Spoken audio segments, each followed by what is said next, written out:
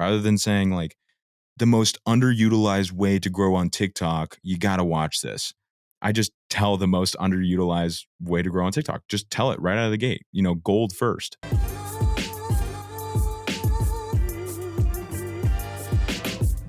Today's episode of the podcast is sponsored by Sounder. And Sounder is the podcast host that I wish I had when I started my show. Because when you sign up for Sounder Plus, their premium offering, which is only $12.99 a month, you unlock so many incredible features.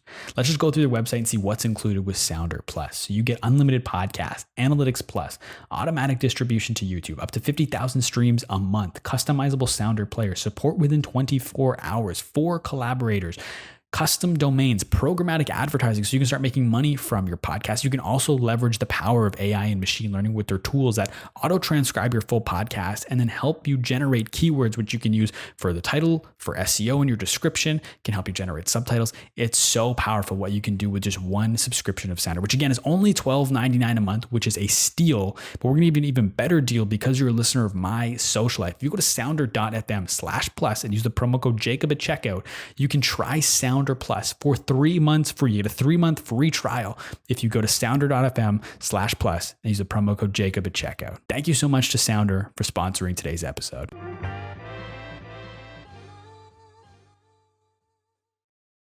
What's going on, everybody? Welcome back to My Social Life. I'm your host, Jacob Kelly. As always, today's podcast is powered by Surf. And this is the podcast where we teach you how to grow on social media by talking to people who have actually done it.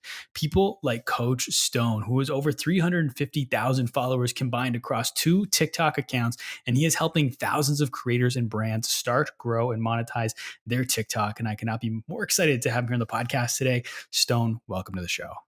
Thank you for having me, Jacob. Pleasure.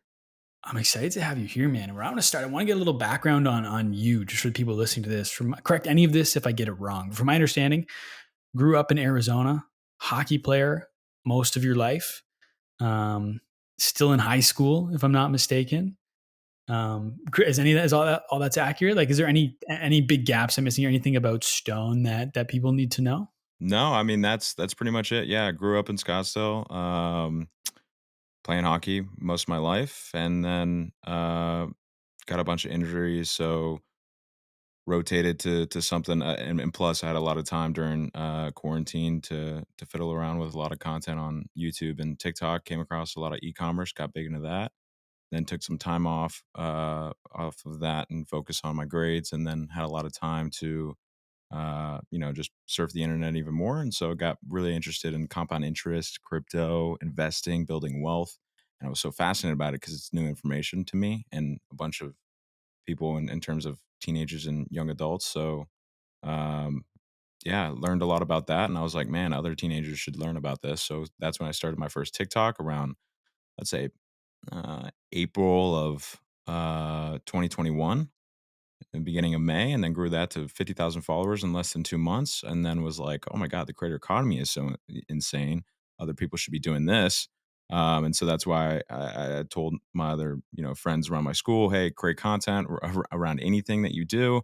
And I kept getting the same excuses. So then I was like, you know what? I'm going to start another account explaining how you can create content, why you should create content, and some growth tips. That's when I started Coach Stone, grew that account to over 100,000 followers in less than 2 months. And yeah, now we're here with Coach Stone having about 200,000 followers and Stone Frederickson having about 150. That's awesome, man. And I kind of want to jump back briefly. So with growing up playing hockey, and then your first kind of response when you're not playing hockey anymore is to become a creator. And so for context for you, I worked in hockey for a little while. I managed some social media for a hockey team here in Ottawa. And the world of content creation and hockey aren't ones that I would necessarily go hand in hand. So I'm curious, like, why has that always been? Actually, I think I know that's something because you used to stream video games for fun, if I'm not mistaken. Like, Yeah. so Yep. there's always been like a little part of you that wants to be a creator, but like it wasn't until you were kind of had to make that next step after hockey that led to you to really diving headfirst into it, right? Like it wasn't something you were really doing before. 100%. Yeah. I mean, I was like fiddling around playing video games, streaming that, creating some YouTube content. But yeah, I'd always get chirped up in the locker room. So I quit that. And then, yeah, I mean, I was done with hockey and really got big into, like I said, compound interest. I think Graham Stephan Meet Kevin and Andre Dick were big inspirations for me.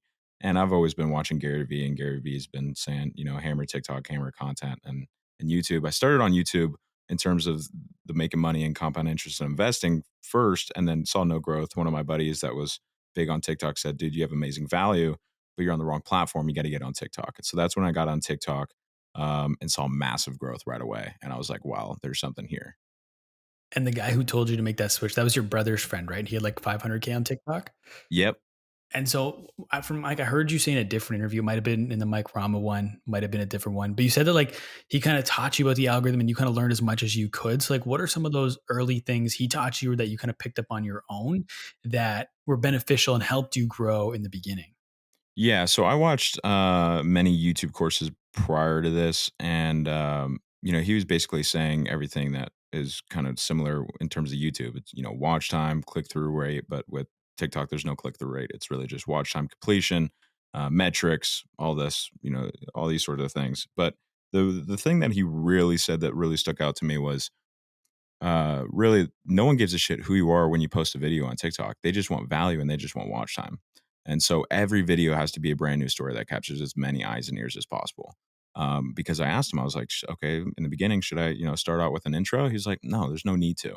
Start out with a value based content. And that's what I did. And I made a couple drafts. I think I made like 10 drafts, posted 3 times a day. And after those 3 days, I was like, wow, there's something really here. And so that's when I continued to create content. And it was during COVID, and I had online school. So when I was done with school, I was just right there in my house, and I would just create content. So it was pretty easy for me. And were you telling people you were creating at that point? Like obviously a few select people would know, but like you said in the locker room, you're gonna be getting chirps. Like are the boys like do they find out of it? Like how long until people realize you're creating? Yeah, I mean, I didn't tell anyone that I was creating on YouTube prior to this, and that was one of the reasons why, because I didn't want to get chirped, and I don't know, it was just something that not every 17-year-old, I was 17 at the time, not every 17-year-old was doing, was creating content around investing, building wealth, making money, improving your life. And same thing with TikTok. I mean, but a lot of my friends followed me on TikTok from the beginning, which a couple of them, said, "Oh my God, cool videos. They're doing really well."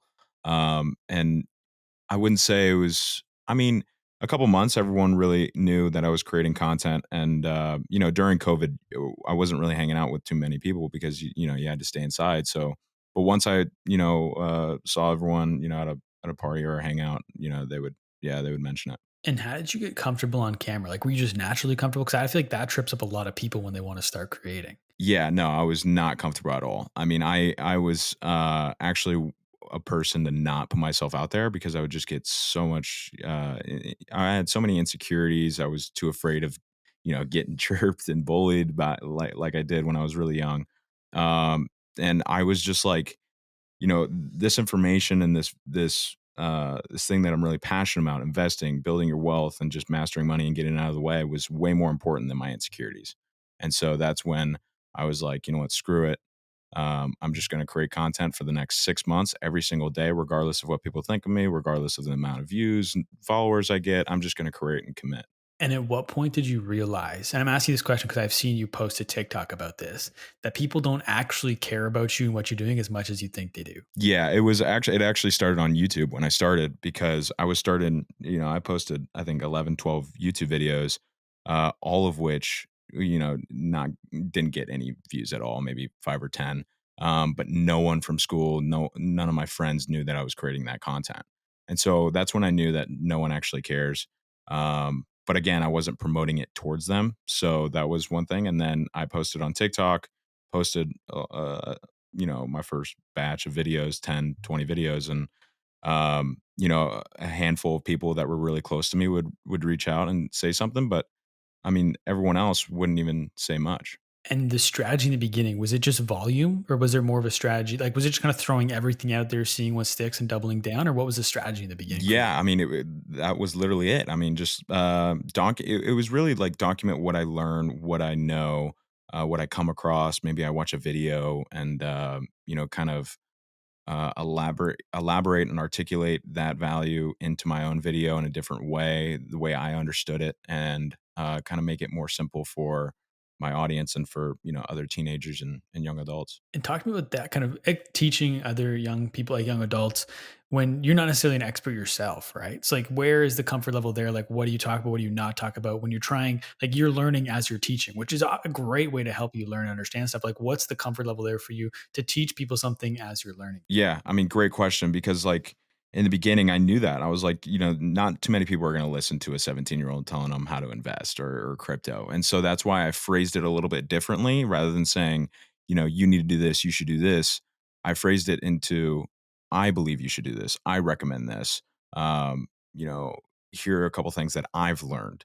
And once I started to get more comfortable with that information, or once I've really started to hone in on that information, it's more for something like Coach Stone, that I've just dedicated basically this whole creator career in, and just done so much research to where I can kind of throw it.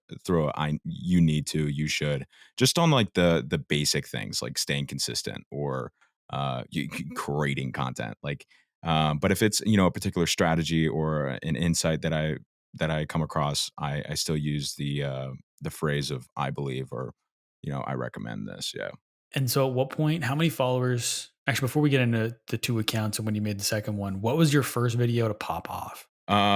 It was actually like, I mean, a couple 100,000 views pop off. It was my second video, and so it was, here's some simple shit I believe every teenager needs to hear and do right now that'll change your life. Trust me. And it was like, number one, get off your ass, get off the video games, and go, start making money. You have time and utilize it rather than waste it. Number two, start becoming financially free and understand the basics of saving, investing, and building your wealth. Number three, or I can't remember the order of it, but like the last one was like, number five, don't worry about other people and their opinions, because once you're 90 years old on your deathbed, you're not going to be looking back on what Jimmy said, and so that got a lot of traction because there was a lot of kids that were saying, "Bro, stop wasting your youth. Go live life." But those were the comments at the top. And so when Gary Vee says that negativity is louder than positivity, I can 100% relate to that, because those comments are at the top. But if you scroll down all the way down to the bottom, you get a ton of "thank you so much, I needed this. Thank you so much. Facts, facts, facts." And that's why I always recommend to be polarizing in terms of content, and not just go after things to be that opposer and have that opposing view, but to just put out whatever you think, whatever you believe in, and let the chips fall how they may, because it's like you're gonna have people that everyone's gonna have an opinion, and you're gonna have people that are negative, and you're gonna have people that are positive, and you actually want both. You want those people that are negative to comment on your videos, because if it wasn't for them, they wouldn't get in front of that video wouldn't get in front of the people that actually need it. And so, even though those comments, they do help algorithmically, they help push it to more people. Those negative comments still, like, they still stick with you, right? Like, I had a negative comment this morning that I was like, "Oh, screw this, whatever. I don't care about this comment." But it's like, it's the comment that I've been thinking about the most all day out of all the comments I've gotten. It's like, how do you handle when you get negative comments like that? Yeah, so for a video like that, I would actually look into it and be like, number one, this is awesome. This is the person where this is the person I want to get in front of and try to help, because I took a bunch of those comments and did a video reply and said, look, this is not wasting my youth. This is utilizing the youth and the time that I have to build my wealth and to master money and to not worry about it, so that way I can do whatever I want. Yet, majority of you saying this are going to be going to college, be in debt, work on 9 to 5 for 40 years, retire at 65, and then probably say, shit, I should have listened to that kid at 18 years old. No, I'm just kidding. But I took that as a, yes, this is working. I want to get in front of these people. But also, like, I would just deal it with compassion and like, okay, if this person has the time to not only watch my content, but to go to the comment sections and put negativity into that comment, then there's probably something really wrong with them internally. And again, goes back to my first point of like, that is someone that I really want to impact and help. No, 100%. You said you're a Gary Vee fan, right? Yeah. Yep. Yeah. No, 100%. I've watched a ton of Gary too. And like, that's just something that was one of the big lessons I learned from Gary, is just the fact that like the people who leave those comments, like, there's not like, happy people don't go and talk shit and like leave shitty comments. You know what I mean? 100%. Yeah. Yeah. So, It's totally right. and so how many followers did you have on the Stone Fredrickson account, which is about kind of investing and making the most of your youth? How many followers did that have when you made the second account? I would say around 50,000, 60,000. And I was still working at like my minimum wage job at this time. And it was at like this nutritional shop, and a lot of my coworkers were big gym heads, and they just loved working out. And I was like, dude, just create content around you working out. Place your video on a bench, post it on TikTok. Because the amount of reach and attention that you can gain and utilize and make a positive impact on is just ridiculous. But again, I got the same excuses of like, oh, I just don't know how to structure videos, or I don't know how to put it out, or I don't know what to put out, or why to even do it, or I don't know if I want to become a TikToker, And so that's when I was like, you know what, I'm going to start this other account and not only prove them wrong, but to like help them in terms of this because I know a lot about it. And so did that like second account, did it grow quicker than the first one because you just learned from the mistakes? Yeah, I think that's one reason because I learned from this mistakes and I grew it way more effectively in terms of like the strength of the followers as well. I mean, my Stone Fredrickson, I went viral multiple times, but I didn't understand the ramifications of going viral around something that you don't want to create in long term. Um, and so that's not really what I did with Stone. With Coach Stone, I mean, I went viral multiple times, but it was around content that I wanted to create and wanted to put out on a consistent basis. So it was a lot better. But also, I think it grew, way better because it's a larger demographic. For Stone Fredrickson, it's teenagers, young adults, and not many teenagers and young adults want to learn about this, and so it was a lot of convincing. But a lot of people want to get involved into TikTok, the creator economy, and are interested in. I mean, I meet with people that are 50, 60 years old, but also 40, 30, 20. But I don't meet with anyone in terms of like TikTok consulting, anyone like under like 25.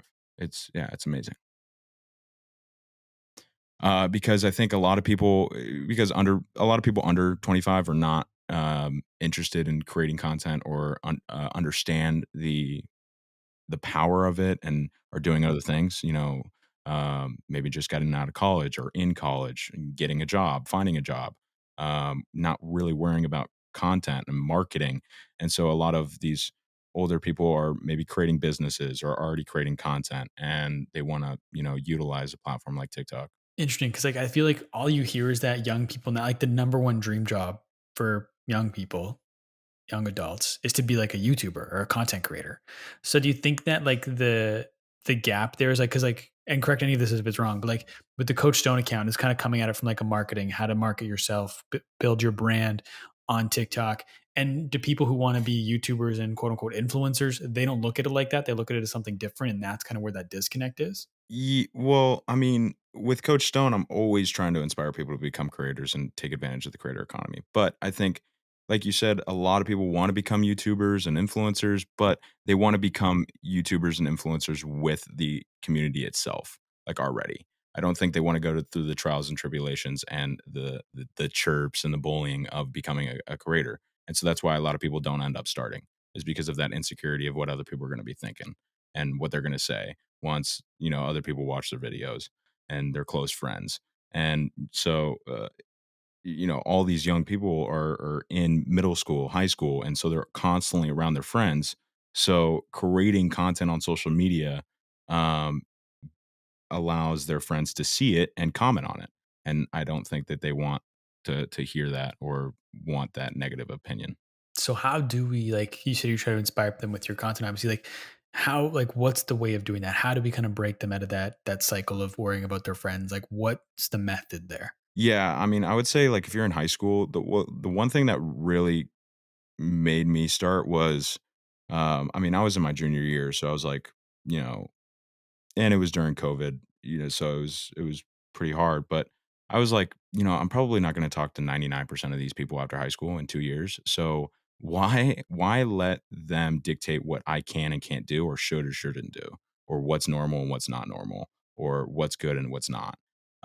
Because their judgment is different from everyone else's and my own. And so why let them dictate what I should do, or my career, or like uh my like destiny in 30 years, so And especially with an opportunity like TikTok right now, like I was just, I got to take advantage of it, because if I wait 2 years to where I don't see them anymore, there might be another platform, or TikTok might be oversaturated. So I was just like, I got to create now and not care about what other people think. But also, it also started with my parents too, and my brothers and my sisters, not caring what what they thought. And in the beginning, they didn't really believe what I was doing. They were like, "Stone, what are you doing? You're 17 years old. What are you talking about? Doing all this stuff." Um, and I just didn't care. I had a vision, and once you like, I don't know, I'm not really a big mindset coach, but like, I kind of think of it like you're living your own life. You're living in this own bubble, and so why let other people kind of affect that bubble and that destiny? Just logically, it doesn't make sense. And I think also, once you start to do it and those people comment, and like I said, like I said earlier, if they comment negatively, like, you shouldn't probably be hanging around with them anyways.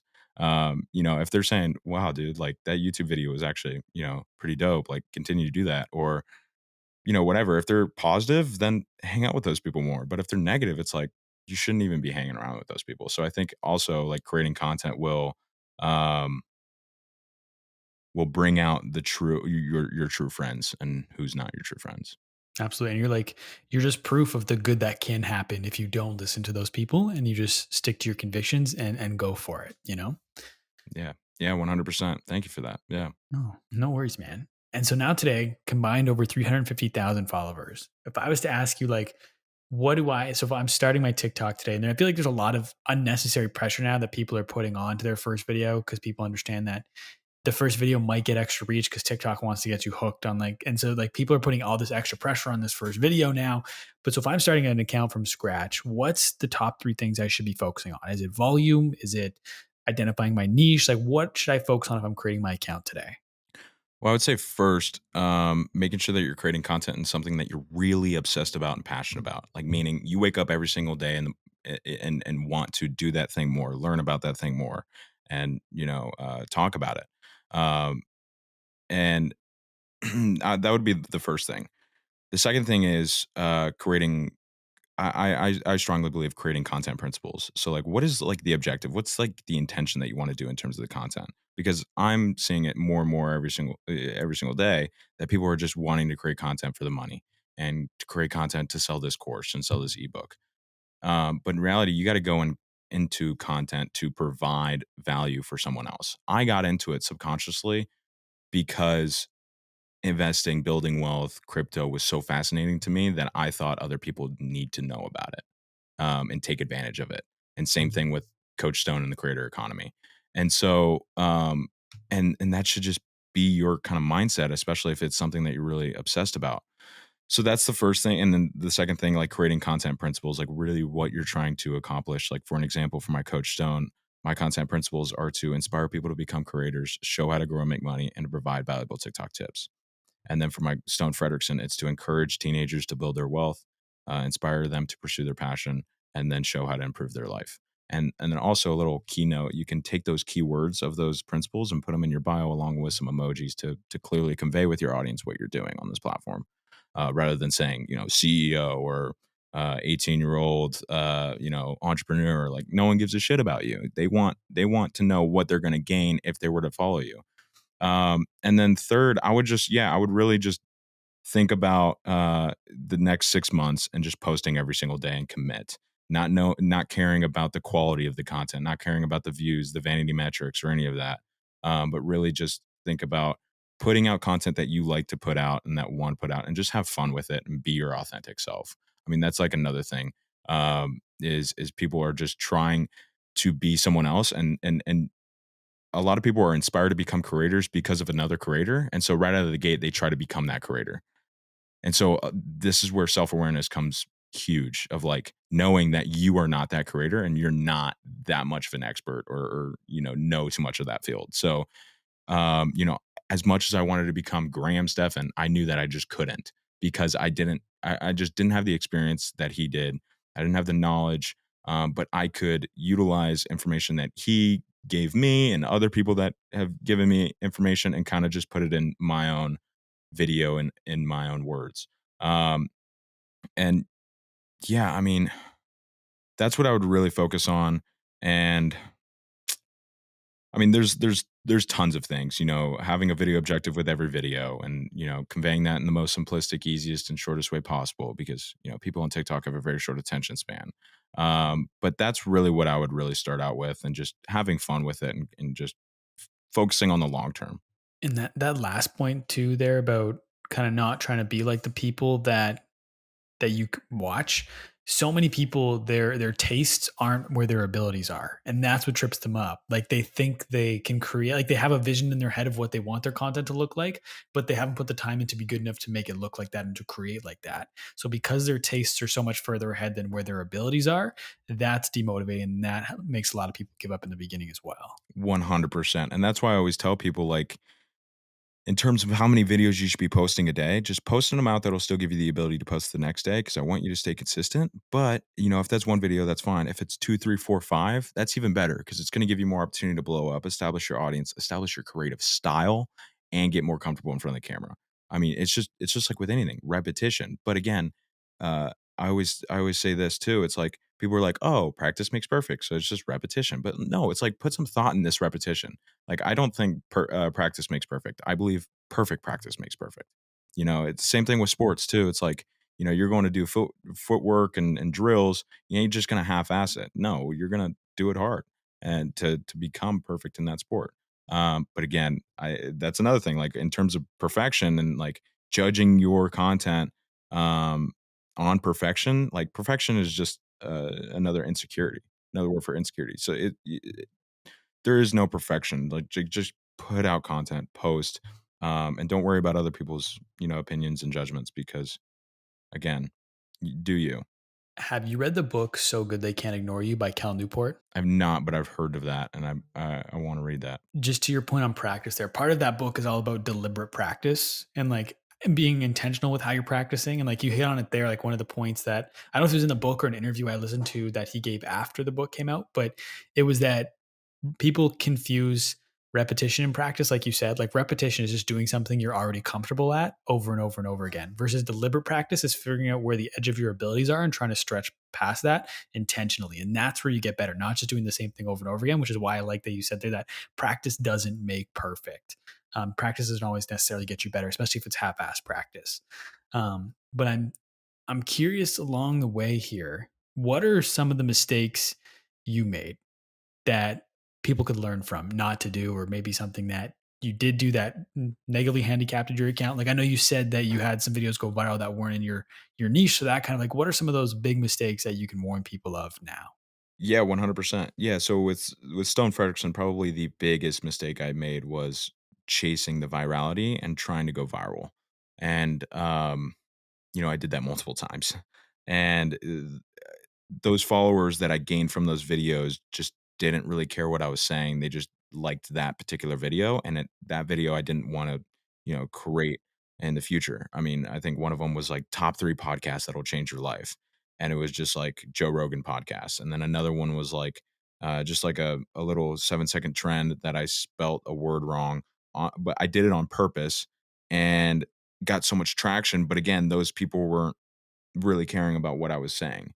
And I've done multiple of those, like the top 3 funniest podcasts because I just love, and I was just putting out content that I loved and that, like, I thought was good, because I loved, and I still do, listen to podcasts. But again, wasn't relevant to my whole, like, objective and mission of my account. And so I got this huge false hope of like, "Oh, I got a 50,000 followers. Why are my videos getting 800 views?"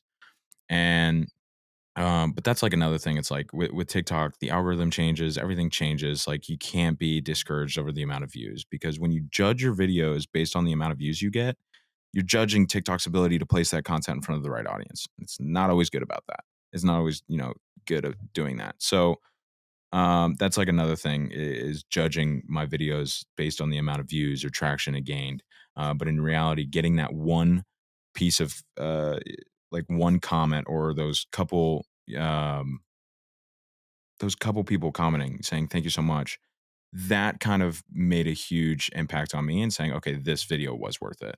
And shifting my mindset of like it only takes one view to make my content fulfilling and successful. One thing you said there with like TikTok placing your video, that can be part of the reason why it doesn't get the views you think it should. Yep. How often are you reposting your content? Not very often. I used to do it a lot, but this like solidified that idea because I had that idea when I was starting Stone Frederickson, and I was like, maybe these videos are just not getting placed in front of the right people. Um, but I didn't know that for sure until I started Coach Stone and I posted 50, 60 videos that not one of them got over 1,000 views. And then I posted one more after that that went viral and got tons of views. And I reposted some of those 50, 60 videos. And then those got, those went viral and got thousands of views. And so I was like, interesting, I was just not in my target audience. And they were really, really valuable pieces of content, obviously. Um, if you're in that state, if you think, TikTok is just not placing your content in front of the right audience or you're not in front of your right audience, I really recommend you just try new things. Try different forms of content, try different sceneries, different structures, different tonalities in your voice, different camera angles, different music in the background, just like everything to see what resonates with that small initial group of people. So that way you can get broadened out to that broader group. Um, but in terms of like reposting, like I really don't repost anymore. The only time I would repost is if I had a previous post that did really well. Let's say 2 months ago, I had a post that does, 2 million views. And then I have a post, yesterday that got, 100,000 views and it's still ramping up. I would go ahead and repost that because I have a new engaged audience. Uh, Rather than, say my views are declining and saying, oh my God, I need a little spike. Let me, do this 2 million view video that I posted 2 months ago. That video won't perform as well as if you had that new engaged audience. Um, so that's like the only kind of time I repost. I'll often go back to my videos that performed really well back then and kind of shift them and remake them into what works now. Interesting. So what's the posting schedule look like for you? Is it obviously every day, but is it twice a day, three times a day? What's that look like? It's usually just once a day for both accounts and for all my other social media platforms. But sometimes like I'll I'll post twice a day. Maybe it's like a video reply to comment or a little duet or a little stitch. Um, I'm trying to kind of ramp it up to two. I know I can. I haven't gotten around to it to be honest. But yeah, and then usually it's just batch creating content. So I'll take one day out of the week and just batch create all my content. Spend one day to research, plan, script, film, edit, and save as drafts.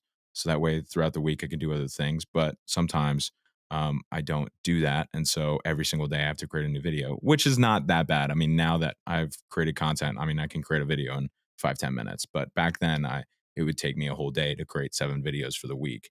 So I would use Sunday. And plus I had the minimum wage job after school every day. So I had a pretty, busy schedule that whole week. Let's kind of break down that process there of when from ideation to posting and kind of really getting in the weeds here. How do you come up with ideas? Like when you're researching, like is it like do you have a note in your phone where you just write down ideas throughout the week and when it comes to batch record, you can kind of tap this list? Like how do you come up with ideas for your videos? Yeah, so there's a couple ways I do this. So one, I have a Notion little checklist where if I come across an idea, I go in there and put it in. But majority of the time, I've kind of structured my content around my life to where I'm always getting content ideas. So for my Stone Frederickson account, I'm always getting content ideas from high school, from other kids asking me questions or how they interact in class or, what subjects we're getting taught in class or what their mindset is on going to college or etc. So I'll tie that into my content and be like, this is why I think college is useless, or this is why the educational system is a fraud because we didn't learn about compound interest in math, whatever it is. And then for my Coach Stone account, I'm always getting constant content ideas, not only from my content, my previous content, my audience, but also from my calls, my clients, helping them out, common questions that they, text, email, and say to me. And so I'll take that and be like, you know what, this is a really common question that I get all the time. I'll go ahead and write it down and then make a video about it. And if worst comes to worst, I don't have any ideas out of all of that, I'll go to like Quora.com and type in my niche, and a bunch of trending questions will come up. Or I'll go to Title Dash Generator, tons of titles will come up. I mean, over like 700. Or I'll just go to Google, type in, a topic, go to news, filter it from the last 2 weeks, and then boom, you got a trending topic right there. That's what I did for my Stone Frederickson account one time when Elon Musk kind of dished on Senator what's her face? Senator Karen. I can't remember her name, but you know, about taxes and everything. And I posted that video and they got like 1.5 million views. And so that's like kind of a way that you can create content is around like trending news. But again, I wouldn't recommend doing that on a consistent basis. And so when you have an idea then, whether it be from a call, from someone in class, from something that's trending, are you scripting that out? Or like are you just kind of have you done it so many times now? Like I was talking to JT recently and he's done so many now, it's just ingrained like the flow and delivery, like there's no scripting involved. Are you there or are you scripting your Yeah, I've been there for a couple months now to where it's just ingrained, and I repeat myself so many times in my meetings too, to where with a lot of these, subjects when it comes to like hashtags, I can't even tell you how many times I've made a video about hashtags, but my opinion and like my viewpoint has been so ingrained in my head to where I can just go on there and flow. But back then I would script it out because I knew that every single second was super valuable in terms of TikTok. So I didn't want to waste a single second that could be replaced with new value that was relevant to that video objective. So I would make sure that every single word was relevant to that video objective. But sometimes like I'll have this like take or opinion or whatever, and it can't flow. And so that's why I really like creating on TikTok, directly on the TikTok app, because you can splice it up into clips. And so, going on to that next clip, I might sit there for 5-10 minutes thinking about what I'm saying, or just say it out loud multiple times to kind of make it flow. And then, yeah, record it. And that's why I like recording in clips. So that way it's clipped up, it's clean. Um, and, I'm not wasting any time that can be utilized for, articulating that value in a better way. and so with recording, like I'm curious to get your take. Should you be recording in the app? Like I do all of my stuff. I have the DSLR camera, I got the lights going, I do all things. Like, should I be switching it up? Is it gonna be more authentic if I'm going off the phone? Like where do you land on that? Yeah, I think, creating on a smartphone is 10 times better, depending on the type of content you're putting out, obviously. If you're a videographer or photographer, a little bit different there. But yeah, for majority of people from the iPhone or from the smartphone, because it not only fits the TikTok landscape and the mobile device, but I feel like TikTok is like saying, okay, this is directly from the app. It's more authentic, it's more relatable, it's not over edited, and it's super simple in terms of maybe you add some captions and people realize that that is a TikTok caption rather than some fake Adobe Premiere caption. Um, and so that comes off a lot more authentic, and people I feel like people have more of a connection with you because it's from that smartphone.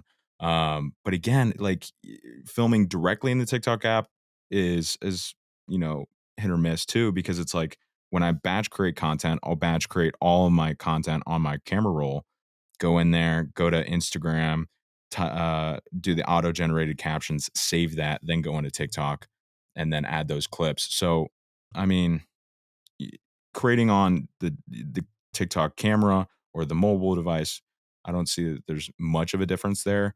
But definitely creating on the smartphone yeah, performs well. Fair. I think that's like the next step for me with my content. Like I've got it, I got a flow down. It's just easy for me. But I think creating on the phone is the next step. Like it should, you think it'd be the reverse, like creating on the DSLR is the next step. Like it's just like, I got the mic, so it sounds really clean and all the things. But I think for me, it's like breaking that barrier and just trying to create on my phone and seeing what happens. And if it takes off, it does better. So I think that's my next step.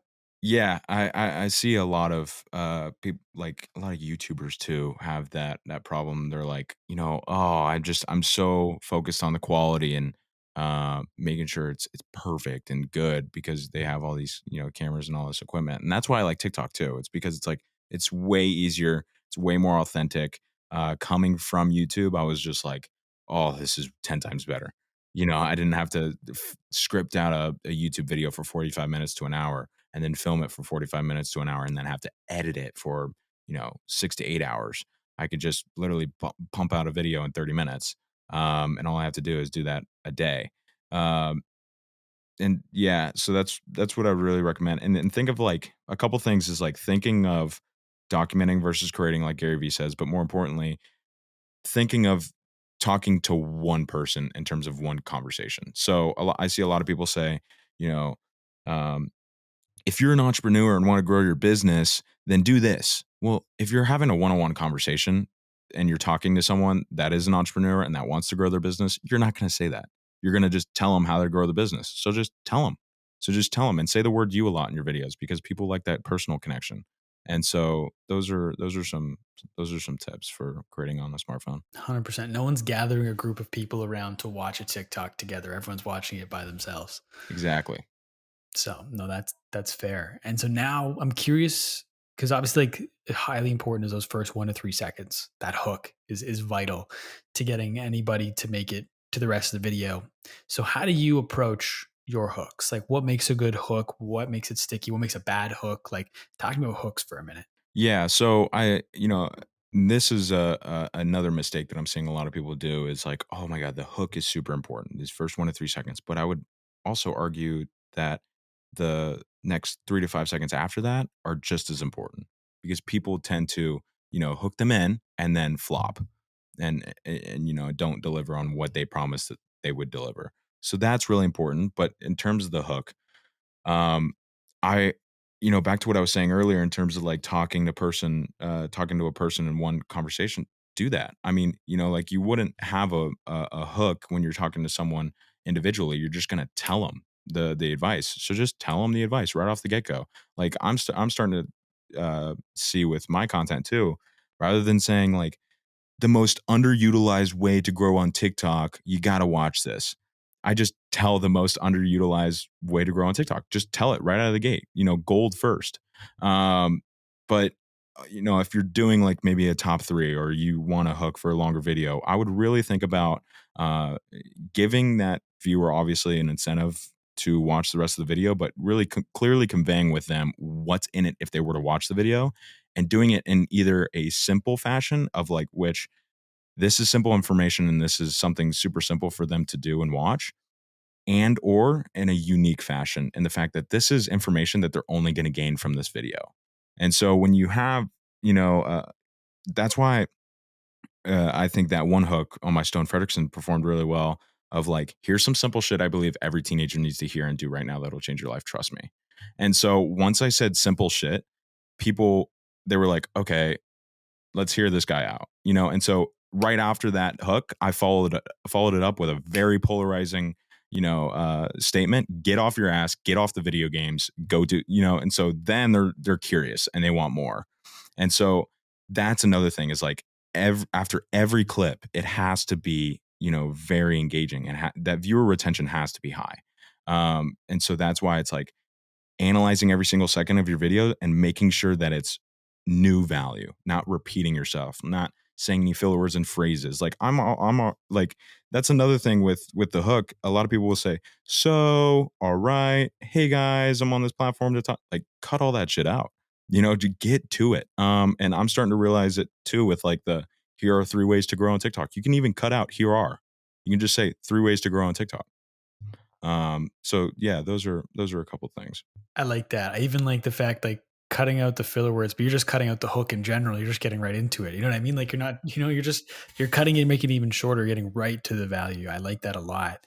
But once you have them, then how do you increase retention? Like, what does that look like? Because that's the other big thing, like you said at the beginning of the pod. Like, retention's huge, video completion is huge, like the percentage that people are watching. So how do you get somebody through an entire TikTok? Is it by making your TikTok shorter so there's less of it to watch? Like, what are some of the things you do to make sure people stick through the whole video?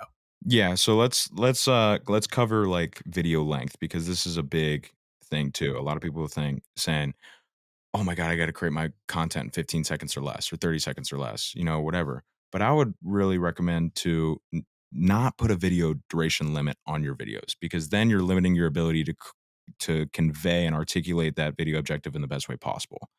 But rather do it in the shortest amount of time possible. If that takes 15 seconds, 30 seconds, a minute and a half, 3 minutes, that's fine as long as you're not wasting a single second that could be replaced with new value, like I said earlier. That's what's super, super important. Complete that, have that video objective, whatever it is.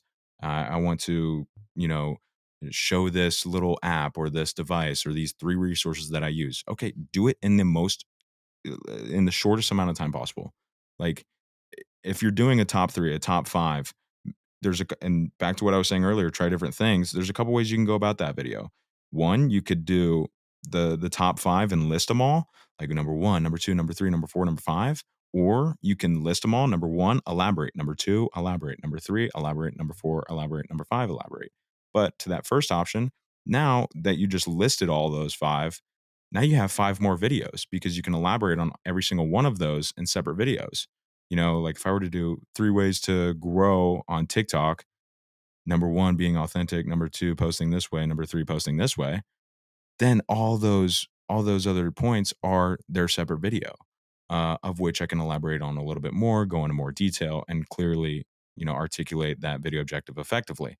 But yeah, I mean, I think it's really just evaluating every single second of your video and making sure that it's replaced and with new value, something that um, makes the viewer say, that was good. What's next? Like, what's more? Like, I need more. And that's why I think I created this 3-minute video a long time ago.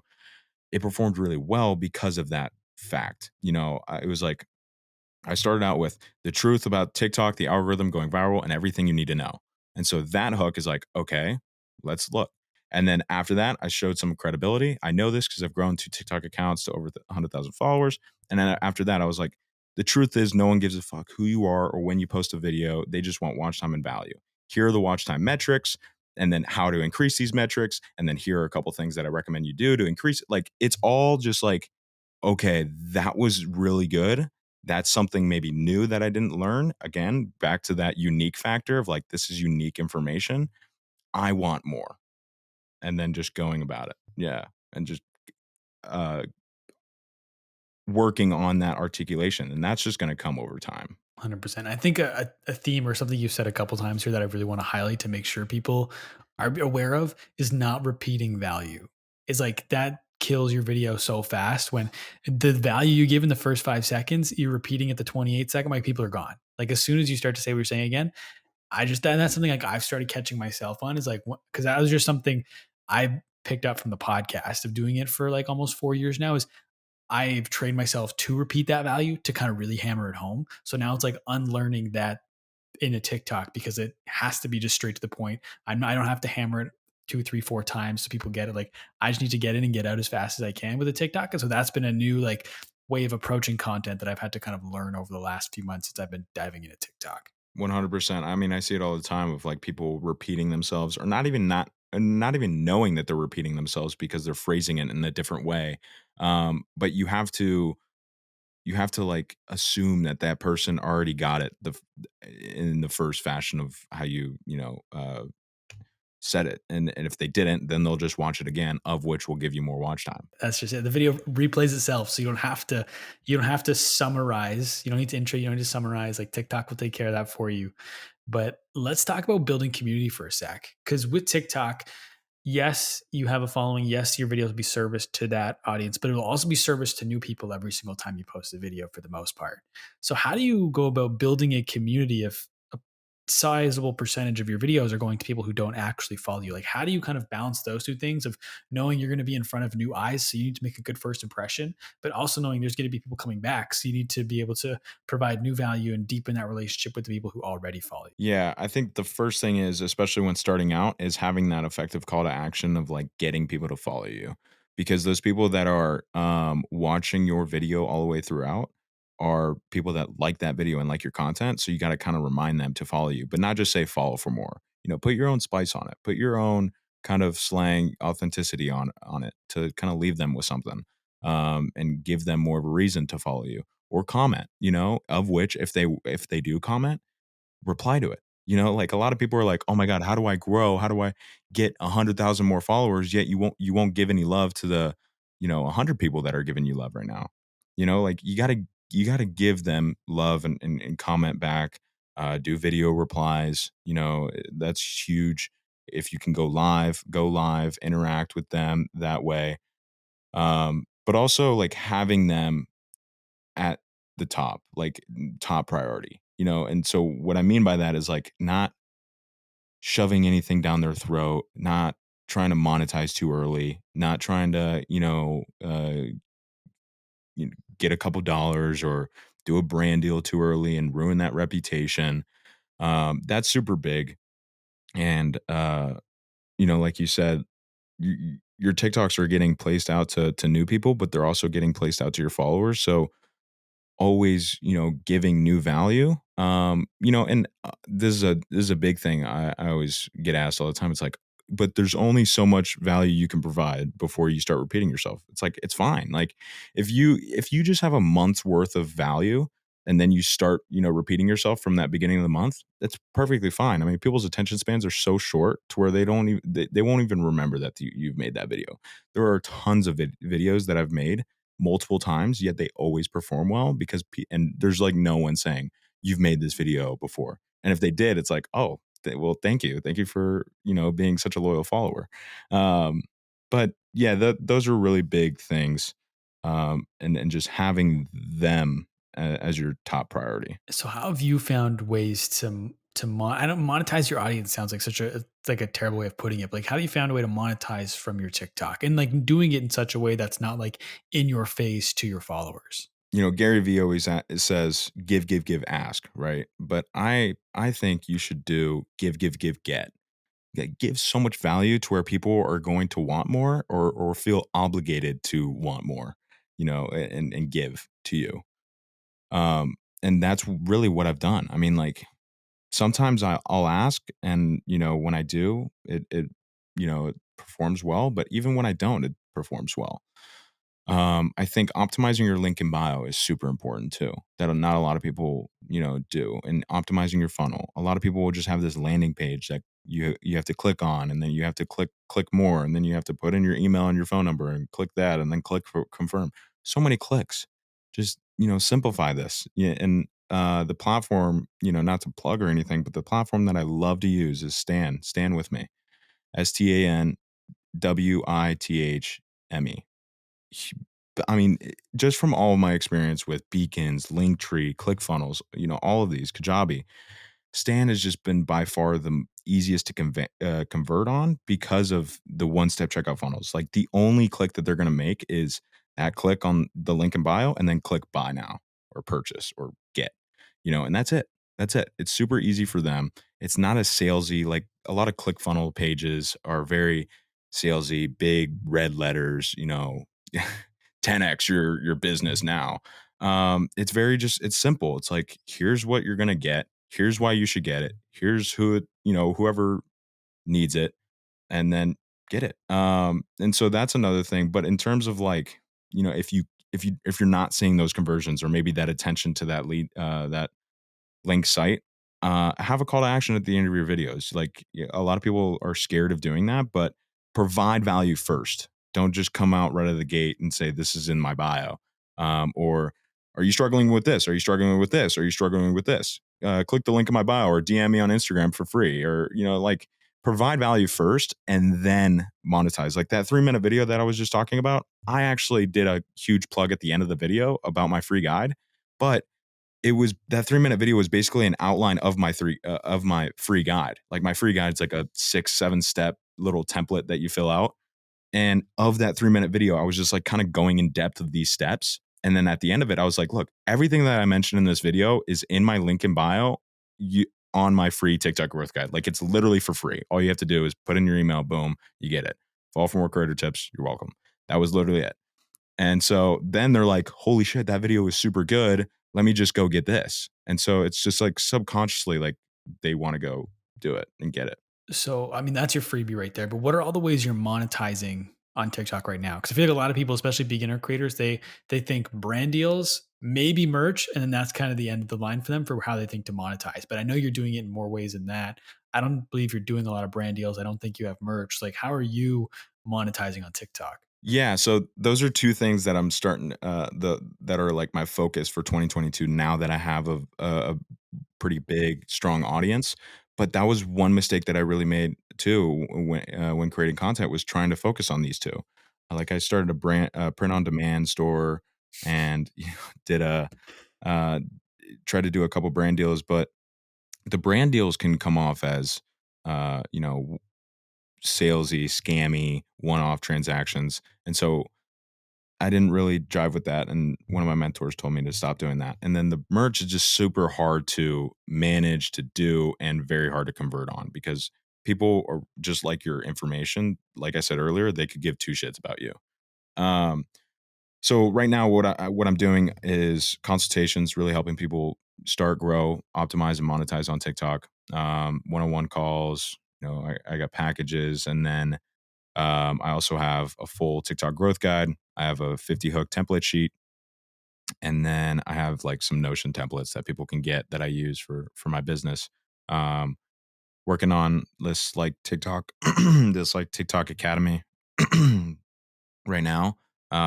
Doing a couple brand deals here and there, but yeah, I don't really put that on a pedestal because and it's very hard for brands to kind of work with me because I have very strict requirements for brands, and I recommend creators to have these as well because it's working with brands is super important for your reputation and for you your value. So a couple things that I do are like working with brands that I really love that provide me value and that I know that will provide my audience value. Um, and then working with brands long term, because it's more beneficial for me, my audience, and the brand. Like take a TV commercial for an example. A company is not running a TV commercial once; it's running it multiple times. So when I work with brands, I'm working with them on a 3-6 year, time period, creating Mm. multiple TikToks because a lot of people, if I create one TikTok for a brand and it doesn't perform well, I can't really utilize that testimonial for upcoming brands. Because I'm like, oh yeah, I've done brand deals in the past, but they haven't gone too well. It's like, well, okay, then that rate that you gave us, we got to knock that down. But that's like another thing is like knowing your value in terms of your rate. Like I see so many people have all this huge audience, yet they charge so less, or they let these brands like uh kind of just jot them down and bring them down in terms of their rate. It's like know your value, and if you're giving them a rate and they're saying yes right away, it means you didn't charge enough. Um, Mhm. and so it, just for like starters, like if you have over 100,000 followers and they're somewhat good, strong followers, like you shouldn't be charging less than $1,000 per post.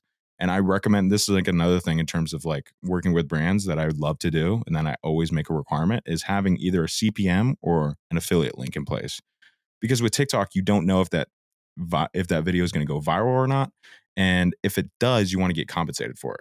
And so, if it does go viral and they, use that link, you get some commission, or if it does, you get uh, commission per views, meaning that's what kind of like a CPM is. So, like every 1,000 views, you get $10, or every 1,000 views after 5,000 views, you get $10, $20, whatever it is. But yeah, Mhm. those are a couple things that I really keep in mind. What are some of those other criteria that you have with a brand? Is it just mainly like I have to use it, I have to love this brand? They're open to doing CPI. Like what are there any other additional criteria you Yeah, have? those are really the big ones. I would say long term is really a big one too.